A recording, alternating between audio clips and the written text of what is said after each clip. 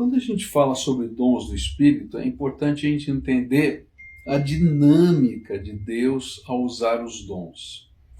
Deus não dá todos os dons a uma pessoa, porque senão ela seria a igreja sozinha. Mas Ele dá dons diferentes a diferentes pessoas para que na comunhão que temos uns com os outros, a gente possa ser igreja, corpo de Cristo. E Paulo vai deixar isso muito claro em 1 Coríntios 12. E lá no versículo 11 em diante, ele vai dizer assim: mas um só e o mesmo Espírito realiza todas essas coisas, distribuindo-as a cada um individualmente como ele quer.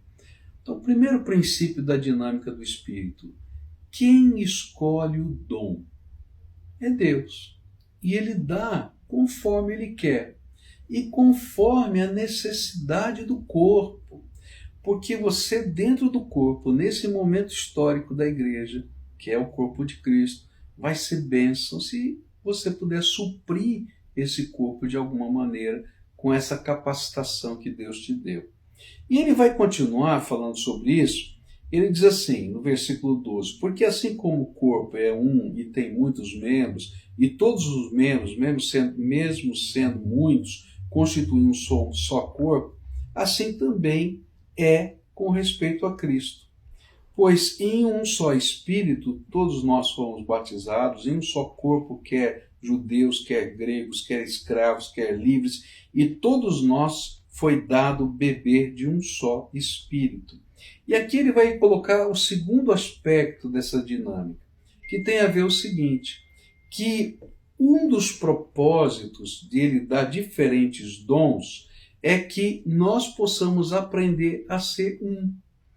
Então, apesar de haver diversidade, não é? Deus quer que haja unidade, porque nós fomos batizados no mesmo Espírito, nós fazemos parte do mesmo corpo e somos dirigidos pelo mesmo Deus. E aí não importa se você é grego ou judeu, se você é dessa tradição religiosa ou daquela, se você tem essa origem ou não. O grande propósito de Deus é que a gente entenda que através das manifestações do poder dele, a gente se torna um só corpo.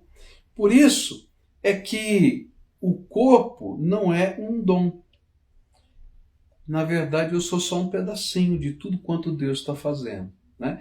E eu não posso, não é? E aí Paulo vai descrever isso daqui em diante, dizer eu não pertenço ao corpo porque eu sou desse dom, ou eu não pertenço eu não sou do corpo porque eu tenho esse dom e o outro não tem. Ao contrário, é essa unidade que faz a gente ser corpo.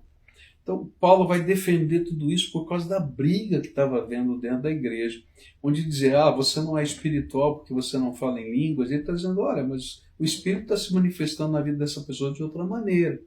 E aí ele chega no capítulo 13, e aí você vai olhar o capítulo 13 que fala do amor, e diz assim, mas o que tem a ver o capítulo 13 com o capítulo 12?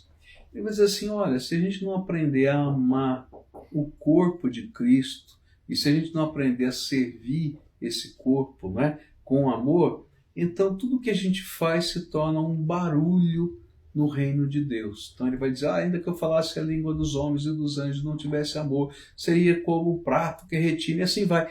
Então você vira um barulho, não tem sentido, não tem significado. E Paulo está dizendo, é na unidade amorosa do povo de Deus, que enxerga a diversidade da grandeza de Deus, mas que serve junto, que está a beleza de ser povo de Deus, igreja, servo do Senhor Jesus.